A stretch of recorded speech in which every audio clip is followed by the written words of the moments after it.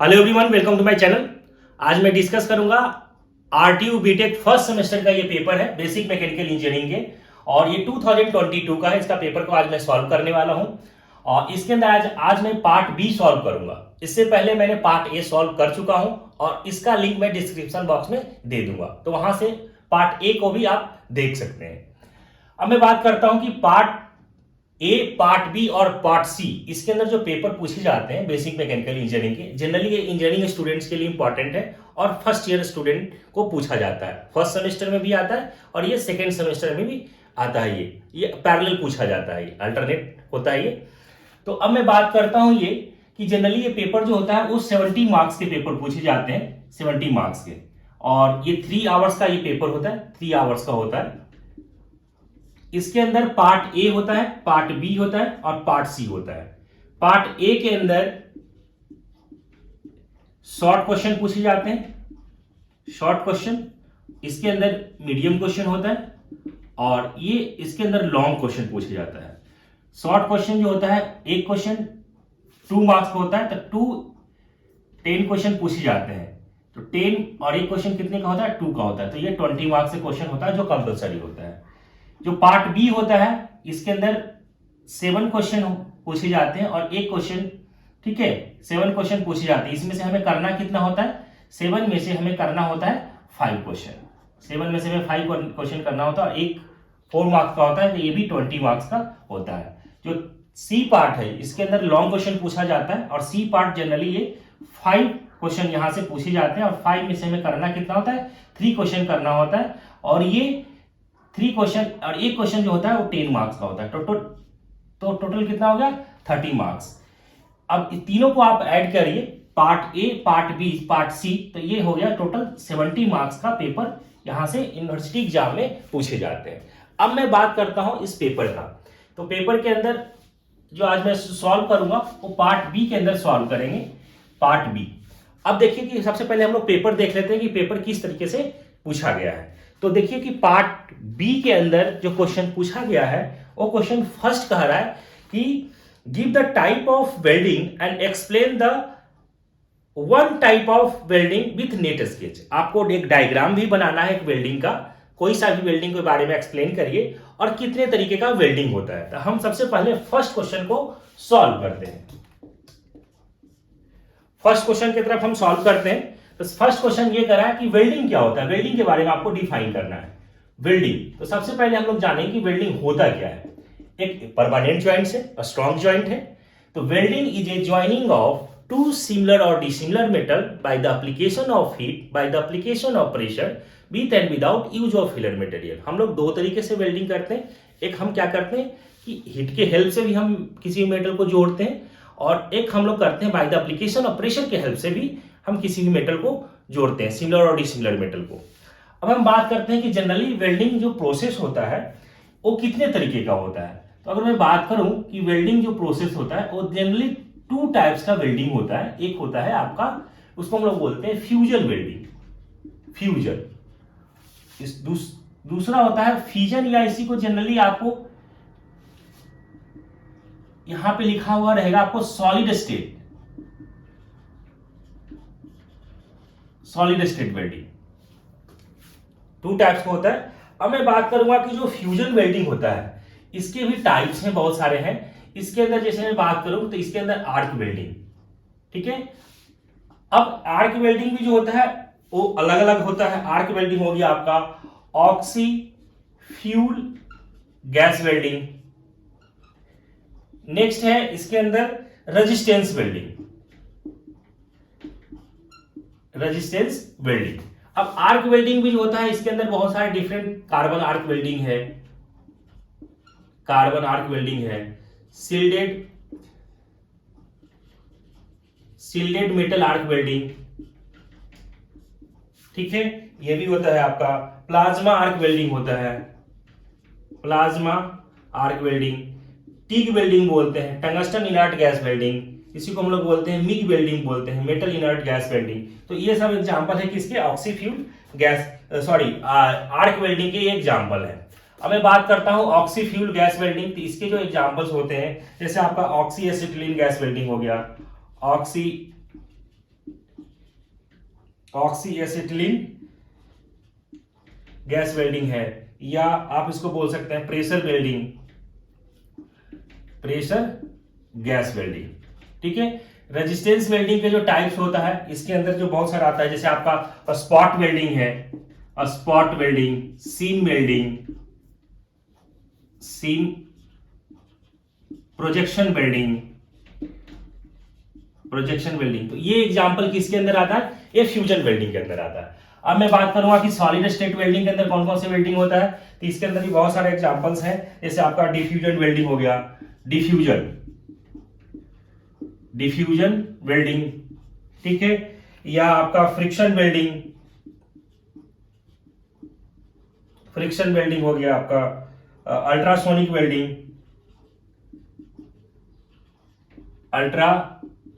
Welding,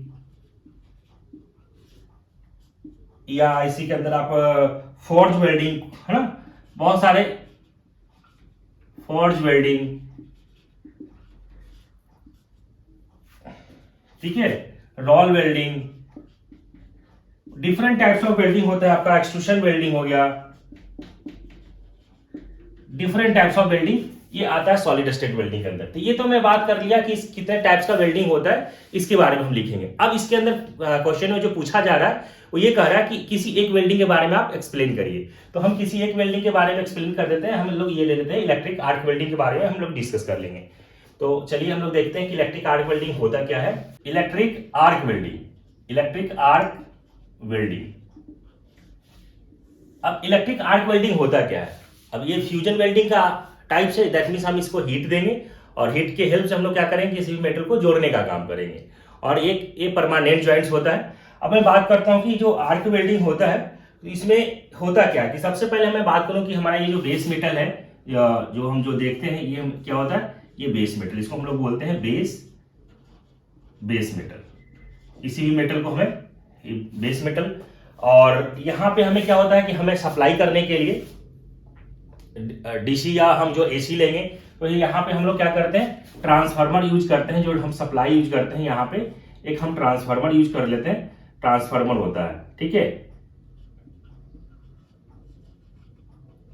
transformer जो भी है डीसी सप्लाई या एसी सप्लाई यहां से हम लोग देते हैं। जनरली हम लोग आर्क वेल्डिंग करते हैं तो हम एसी सप्लाई ही देते हैं।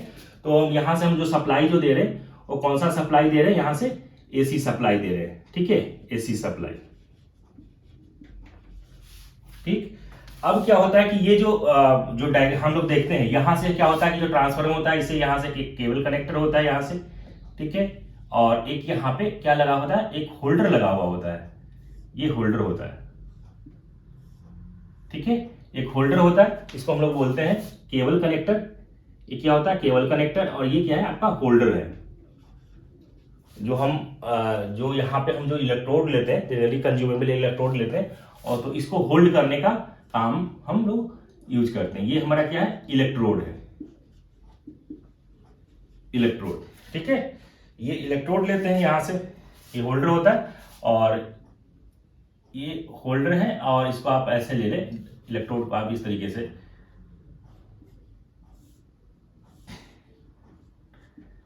ठीक है, ये आपका होल्डर हो गया और ये आपका इलेक्ट्रोड हो गया।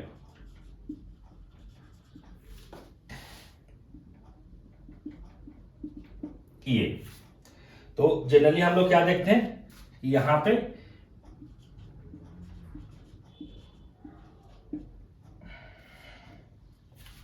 और ये आपका यहां से आर्क। तो हम लोग देखते क्या कि आर्क वेल्डिंग के अंदर यहां से हम लोग जो हीट की हेल्प से हम लोग करते हैं, तो ये जो नीचे हमारा जो बेस मेटल होता है, ठीक है, अब जो बेस मेटल होता है तो यहां से हम लोग क्या करते हैं, ये हम यहां से जो देंगे, एक यहां से अर्थिंग भी लगा हुआ होगा, तो यहां से जो सप्लाई करेंगे, एक यहां से एक अर्थिंग भी इसमें देंगे करंट को फ्लो होने के लिए, ठीक है।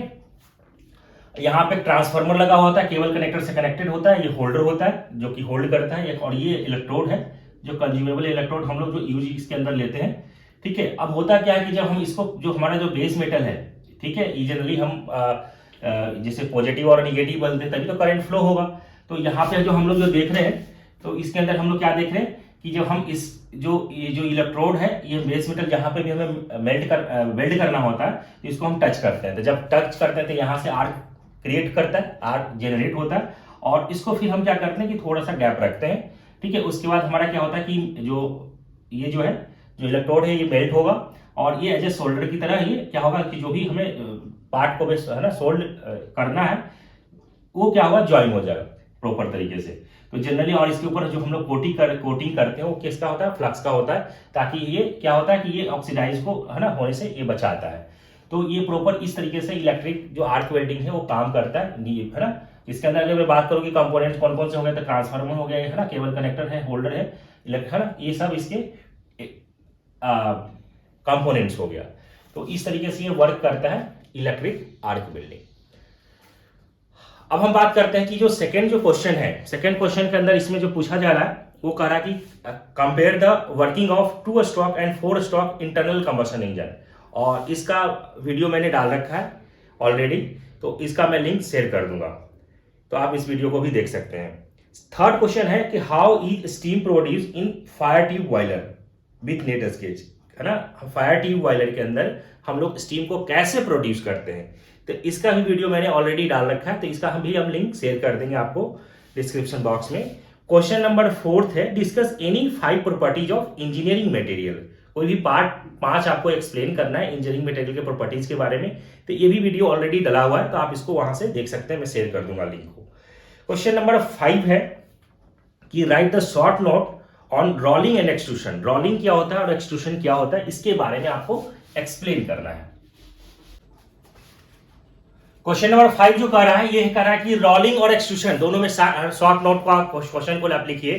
तो सबसे पहले हम बात करते हैं कि हमारा रोलिंग प्रोसेस होता है, ये एक्सट्रूशन प्रोसेस होता है। ये जनरली मेटल फार्मिंग प्रोसेस होता है। मेटल फार्मिंग प्रोसेस में क्या होता है कि मेटल को हम लोग क्या करते हैं, अलग अलग तरीके से उसका शेप को चेंज करते हैं। नाम से ही लग रहा है मेटल फार्मिंग, मतलब हम लोग उसमें अलग अलग तरीके से ऑपरेशन करेंगे और उसका हम शेप को चेंज कर देंगे, that is called metal farming. अब मैं बात कर रहा हूं कि रोलिंग प्रोसेस, तो नाम से लग रहा है रोलिंग प्रोसेस में क्या होगा कि यहाँ पे रोलर होता है, इसमें 2 तरीके का रोलर होता है, लगा हुआ होता है। इसको हम लोग बोलते हैं अपर रोलर और ये होता है लोअर रोलर। अब होता क्या है कि एक रोलर इसमें क्या होता है, फिक्स्ड होता है, और एक मूवेबल होता है।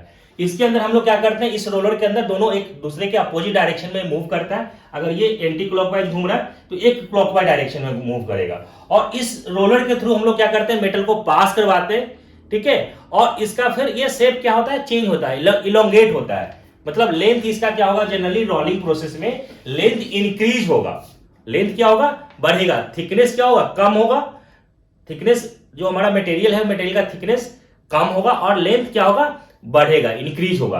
तो इसमें हम लोग क्या देखते हैं कि ये इसको हम लोग लोअर बोलते हैं, लोअर रोलर, और इसको हम लोग बोलते हैं अपर। एक फिक्स्ड होता है और ये मूवेबल होता है, ये हम लोग इसको बोलते हैं इनगुट बोलते हैं। और यहां से जो हम देख रहे हैं, ठीक है, इसके अंदर हम लोग क्या कर रहे हैं, ये तो मूव करेगा, ठीक, और मूव जब करेगा तो इसके थ्रू हम इसको क्या कर रहे हैं, मेटल को पास करवा रहे हैं। तो ये हमारा इसको जो बोलते हैं, इस एंगल को हम लोग बोलते हैं एंगल ऑफ वाइट बोलते हैं। मतलब कहने का मतलब जो हमारा जो पहले जो एक्चुअल जो हमारा जो था, जो ग्रेन जो साइज था, इसको बोल सकते हैं कि हमारा जो ये जो ग्रेन जो साइज है वो क्या है, एक्चुअल है, ठीक है।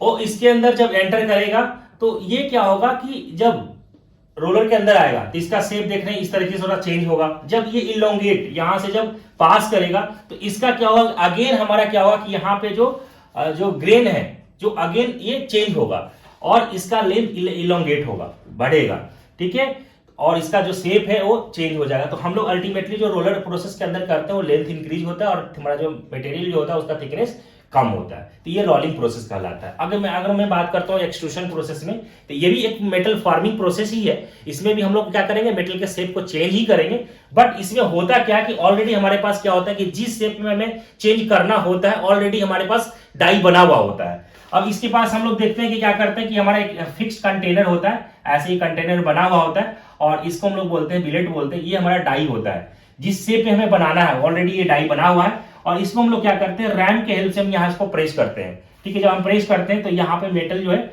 जिस शेप में हमें बनाना होता है, ऑलरेडी डाई तो बना हुआ है, तो फाइनल प्रोडक्ट बनके ये निकलता है। तो इसके अंदर हम लोग क्या करते हैं, ये हमारा प्रोसेस जो कहलाता है एक्सट्रूशन प्रोसेस कहलाता है। इसके बाद भी हमें आगे पढ़ना होता है इनडायरेक्ट एक्सट्रूशन होता है, डायरेक्ट एक्सट्रूशन होता है, तो हमें अभी उतना डिटेल में ये पूछा नहीं गया। ये सिंपल हमें इस नोट्स के अंदर लिखना है कि शॉर्ट नोट बताना है आपको कि एक्सट्रूशन प्रोसेस होता क्या है। जब आपको डिटेल में पूछा जाएगा तब आप उसको लिखना है, ठीक है। तो ये रोलिंग प्रोसेस और ये एक्सट्रूशन प्रोसेस में डिफरेंस है, इस तरीके से हमें लिखना है शॉर्ट नोट के अंदर। अगर नेक्स्ट क्वेश्चन जो कि मैं बात करूं तो नेक्स्ट क्वेश्चन जो पूछा जा रहा है 6 नंबर क्वेश्चन कर रहा है, explain one type of boiler with NEET sketch. किसी एक टाइप का आपको बॉयलर के बारे में लिखना है और उसका एक डायग्राम बनाना है। तो ये वीडियो ऑलरेडी मैंने डाल रखा है और बहुत सारे बॉयलर के बारे में मैंने वीडियो बनाया हुआ है, तो आप उस वहां से आप देख सकते हैं, मैं शेयर कर दूंगा लिंक को। नेक्स्ट क्वेश्चन की मैं बात करूं तो क्वेश्चन नंबर 7 है कि mention the different between open and cross belt drive. Open belt and cross belt drive में क्या डिफरेंस है उसके बारे में ये पूछ रहा है, ठीक है। तो अब मैं बात करता हूं open and cross belt drive के बारे में। Open belt drive, open belt drive और दूसरा है cross belt drive, cross belt drive. ये दोनों में क्या डिफरेंस है इसके बारे में मीडियम क्वेश्चन के अंदर पूछा गया है। तो सबसे पहले हम बात करेंगे कि जो ओपन बेल्ट ड्राइव होता है ये लो वेलोसिटी रेशियो होता है, लो वेलोसिटी रेशियो, और इसकी मैं बात करूं तो ये high velocity ratio, high velocity ratio. Next पे मैं बात करूं कि ओपन बेल्ट ड्राइव, तो जनरली ओपन बेल्ट ड्राइव में क्या होता है, यहां पे एक ड्राइवर लगा हुआ होता है, ये ड्रिवन होता है, ठीक है, और इस तरह ये बेल्ट लगा हुआ होता है, यहां पे ये बेल्ट लगा हुआ होता है इस तरीके से। इसमें हम लोग क्या देखते हैं कि क्रॉस बेल्ट ड्राइव के अंदर इस तरीके से होता है अरेंजमेंट, ये क्या है, ड्राइवर है और ये ड्रिवन है, और इसको इस तरीके से अगर हमें डायरेक्शन को अपोजिट करना है, ठीक है, ड्राइवर और ड्रिवन, तो उस कंडीशन में हम लोग क्या करते हैं, ऐसे कर देते हैं। यहां पे हम लोग क्या देख रहे हैं कि दोनों पुली का जो है, ड्राइवर और ड्रिवन पुली का जो डायरेक्शन है क्या है, जो रोटेट कर रही है वो सेम डायरेक्शन में रोटेट कर रही है। तो यहां पे हम लोग क्या देख रहे हैं कि एक दूसरे के अपोजिट डायरेक्शन में इस तरीके से, है ना। तो यहां पे जो ड्राइवर जो पुली होगा, जो ड्राइवर मतलब बोथ, इसको बोल सकते हैं कि both driver and driven, driver and driven pulley rotate in same direction, rotate in same direction, एक ही डायरेक्शन में मूव करेगा। लेकिन यहां पे क्या होगा, इस वाले केस में, क्रॉस बेल्ट ड्राइव के केस में क्या हो रहा है कि जो हमारा जो ड्राइवर जो पुली है और जो ड्रिवन जो पुली है, दोनों एक दूसरे के अपोजिट डायरेक्शन में मूव करता है। तो ये भी एक क्या है, डिफरेंस है। तो इसको आप बोल सकते हैं कि यहां पे क्या होगी, driver and driven pulley, driver and driven pulley rotate in opposite direction, opposite direction, या अपोजिट डायरेक्शन में मूव करता है। नेक्स्ट अगर मैं बात करूं कि डिफरेंस का, तो ये क्या होता है कि ओपन बेल्ट ड्राइव जनरली क्या होता है कि जो हमारा जो बेल्ट का जो लेंथ होता है वो शॉर्ट लेंथ होता है, शॉर्ट लेंथ इसको आप बोल सकते हैं, शॉर्ट लेंथ। और ये इसके अंदर क्या होता है, क्रॉस बेल्ट ड्राइव के केस में लॉन्ग, बेल्ट का जो लेंथ होता है वो लॉन्ग लेंथ होता है, ठीक है। नेक्स्ट की अगर मैं बात करूं कि इसके अंदर कि less amount of power to be transmitted, less amount of power, less amount of power can be transmitted, या इसको है less amount of power to be transmitted, to be कर दीजिए, टू बी ट्रांसमिटेड। और इसके अंदर क्या होगा कि large amount of power, large amount of power to be transmitted, to be transmitted. अगर मैं नेक्स्ट डिफरेंस की बात करूं तो इसके अंदर अगर मैं ओपन बेल्ट की बात करूं तो बेल्ट का जो लाइफ होता है वो ज्यादा होता है, ठीक है, क्योंकि इसके अंदर जो बेल्ट मूव करता है तो इसके अंदर जो लेंथ का, अगर मैं बेल्ट का जो लाइफ की बात करूं तो इसके अंदर ज्यादा होता है। आप लिख सकते हैं कि belt of life is more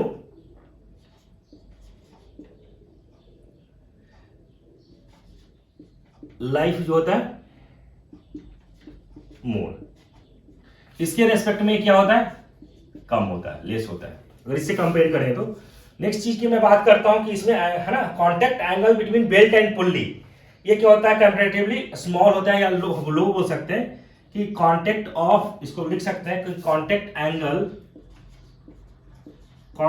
angle between belt and पुली, ये भी इंपॉर्टेंट है, belt and pulley is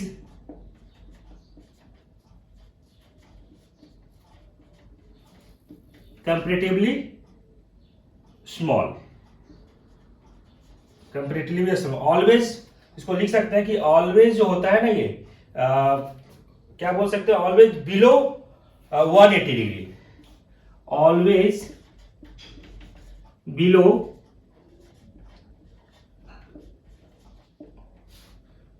180 degree, ठीक है। और इसमें क्या होगा कि contact angle between belt and pulley comparatively, इसके कंपेयर में अगर करेंगे तो ये लार्ज होगा, ठीक है। कांटेक्ट, इसके अंदर क्या होगा कि contact angle between belt and pulley comparatively large, ठीक है। या इसको लिख सकते हैं always above 180 degree, always above 180 degree smaller angle,